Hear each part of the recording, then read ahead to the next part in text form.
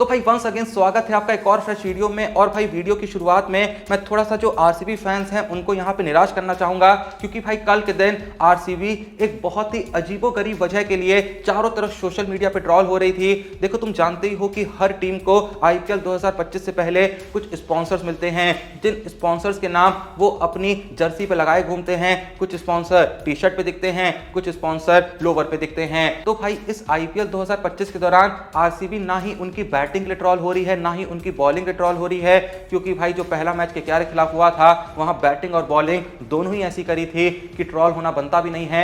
लेकिन भाई इस बार आरसीबी ट्रॉल हो रही है एक अलग ही रीजन के लिए, एक अलग ही वजह के लिए, और वो वजह है उनका स्पॉन्सर। देखो भाई इस आईपीएल 2025 में आरसीबी ने स्पॉन्सरशिप का कोलैबोरेशन एक ब्रांड के साथ करा है जिसका नाम है नथिंग, जिसका नाम उनके लोवर पे दिखाई देता है। तो कल के दिन चारों तरफ लोग सोशल मीडिया पे आरसीबी को इसलिए ट्रॉल कर रहे थे कि लोग कह रहे थे भाई आरसीबी ने एकदम सही स्पॉन्सर ढूंढा है, क्योंकि जिस तरीके की उनकी आईपीएल चलनी रही है, ये जो नथिंग वर्ड है ये इनको बहुत ही अच्छे से डिस्क्राइब करता है। आप लोग का इस बारे में क्या सोचना है कमेंट सेक्शन में जरूर बताइएगा। वैसे भाई देखो, जिसको आरसीबी को ट्रॉल करना है वो कर सकते हैं, लेकिन यहां पर ना एक बहुत ही अजीब सी बात तुमको बताना चाहूंगा, शायद जिसपे बहुत लोगों ने ध्यान ना दिया हो। देखो तुम जानते हो कि साल 2016 की जो आईपीएल थी जहां आरसीबी फाइनल में पहुंची थी, और एक वक्त पे आरसीबी उस फाइनल मैच में इतना क्लोज थी कि लग रहा था कि भाई आरसीबी ही यहां पे इस मैच को जीतेगी और पहली बार आईपीएल ट्रॉफी की विजेता भी बनेगी।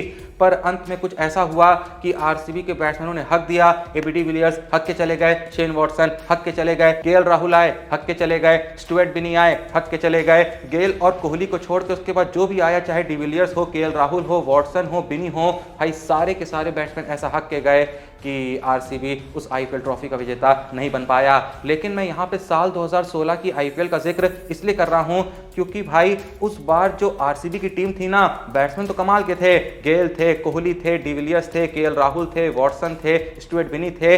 लेकिन भाई जो आरसीबी का बॉलिंग लाइनअप था ना, वो भाई किसी डिंडा अकेडमी से कम नहीं था। सारे के सारे हारिस रॉफ भरे हुए थे।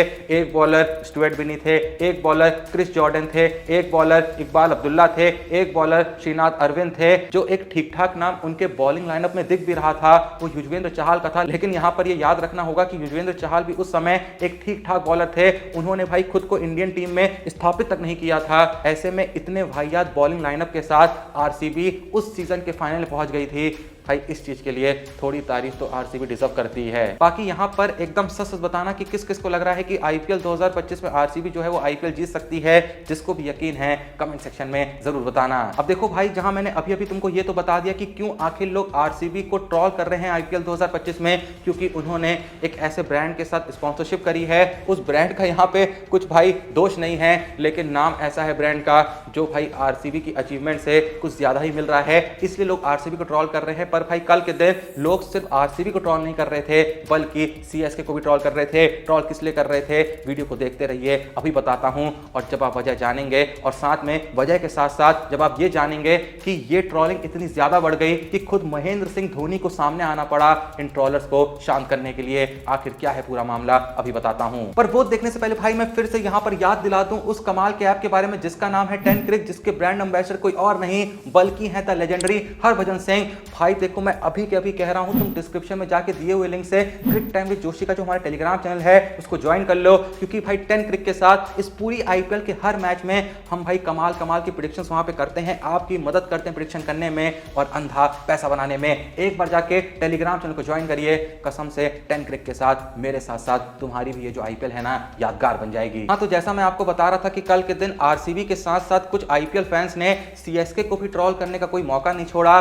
बहुत लोग का यहाँ पे सीएसके के एक्स कैप्टन धोनी पे ये एलिगेशन है कि कप्तानी वो खुद करते हैं, नाम के लिए उन्होंने गायकवाड़ को कप्तान बना दिया है। ऋतुराज गायकवाड़ इतने बेचारे हैं कि उनको पता भी नहीं है कि वो सिर्फ पेपर पे कैप्टन हैं, असल में टीम के कप्तान महेंद्र सिंह धोनी हैं। हाँ भाई देखो, मैं भी इस बात को एक्सेप्ट करता हूं कि बहुत हद तक कप्तानी धोनी करते हैं, लेकिन देखो कई बार जो दिख रहा होता है वो सच होता नहीं है। कल के दिन धोनी ने जब जियो हॉटस्टार को एक इंटरव्यू दिया जहां उनसे यही सवाल पूछा गया कि आप पर और सीएसके पे पे पिछले 1 साल में ऐसे एलिगेशंस लगते रहे हैं कि इन्होंने जिस बंदे को नया कप्तान बनाया है, जो कि ऋतुराज गायकवाड़ है, वो बस पेपर पे कैप्टन है, लेकिन कप्तानी तो MS धोनी करते हैं।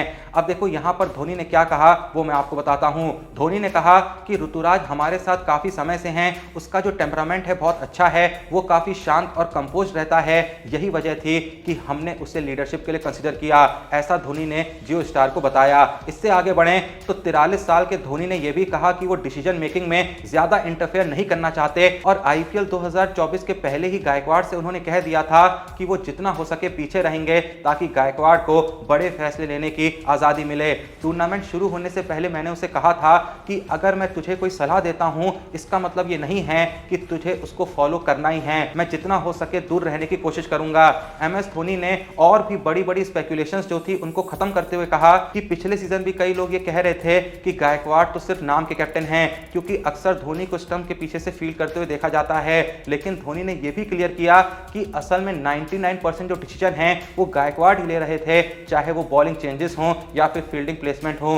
धोनी सिर्फ उनकी मदद कर रहे थे, छोटी मोटी एडजस्टमेंट करते हुए। धोनी के मैं एग्जैक्ट शब्दों को यहां पे कोट करूं तो वो कहते हैं कि सीजन के दौरान बहुत लोगों ने स्पेकुलेट किया कि मैं बैकग्राउंड में डिसीजन ले रहा हूं, पर सच ये है कि 99% डिसीजन वही ले रहा था।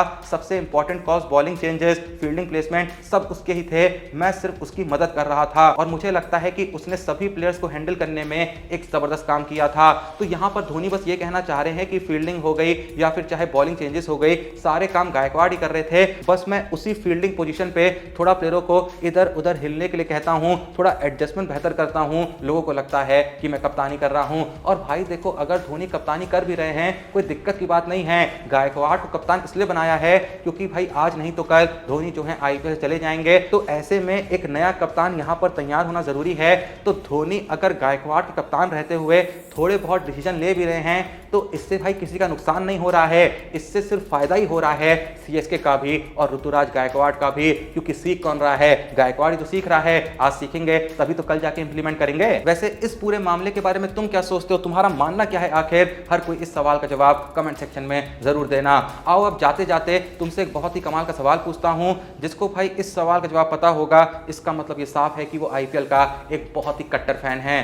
क्या तुम मुझको यहाँ पे ऐसे 10 प्लेयरों का नाम बता सकते हो जिन्होंने IPL इतिहास में मुंबई और चेन्नई दोनों ही टीम के लिए खेला है? मैं यहाँ पे तुमको ज्यादा वक्त तो नहीं दे सकता, तुम पॉज करके वीडियो सोच सकते हो, लेकिन अगर तुम 10 प्लेयरों का नाम नहीं सोच पाए हो तो आओ मैं उन 10 प्लेयरों का नाम बताता हूँ। इससे क्या होगा, तुम्हारा थोड़ा सा ज्ञान बढ़ जाएगा। पहले प्लेयर हैं माइकल हसी, जो मुंबई और चेन्नई दोनों के लिए खेले हैं। आशीष नेहरा है दूसरे प्लेयर, जो मुंबई चेन्नई दोनों के लिए खेले हैं। तीसरे हैं पार्थिव पटेल, चौथे हैं हरभजन सिंह, पांचवें हैं अंबाती रायडू, छठे हैं कर्ण शर्मा, सातवें हैं रॉबिन उथप्पा, आठवें हैं दीपक चहर, नवे हैं मिचेल सेंटनर और 10वें हैं none other than Dwayne Bravo. अब यहाँ पर एक कमाल की बात बताऊं, मैंने जानबूझ के एक नाम छोड़ दिया है, 10 नाम बता तो दिए हैं, लेकिन भाई एक और प्लेयर है जो मुंबई और CSK दोनों के लिए खेला है। उस प्लेयर का नाम सोच के हर कोई कमेंट सेक्शन में बताएगा। बाकी भाई भूल ना जाना डिस्क्रिप्शन में दिए हुए लिंक से हमारे Telegram channel Cric Time with Joshi को ज्वाइन करना, जहां पर मैं आपको ऑलरेडी बता चुका हूं कि 10 क्रिक के साथ हम IPL के हर मैच में मस्त मस्त प्रेडिक्शन कर रहे हैं और अपने साथ साथ आपको भी बनवा रहे हैं। समझ गए ना? तो एक बार जाकर टेलीग्राम चैनल ज्वाइन करो। हम मैच से पहले और मैच के दौरान सारी जो बेहतर प्रेडिक्शन हो सकती हैं वहां पर डालते हैं। बहुत ही छोटी मोटी चीजें प्रेडिक्ट करके आप कैसे पैसा बना सकते हैं वो आपको बताते हैं। तो जाइए हमारे टेलीग्राम चैनल को ज्वाइन कर लीजिए। बाकी कुछ नहीं, वीडियो को लाइक कर दीजिए, चैनल को सब्सक्राइब कर दीजिए। मिलते हैं नेक्स्ट वीडियो में, तब तक के लिए जय हिंद, धन्यवाद।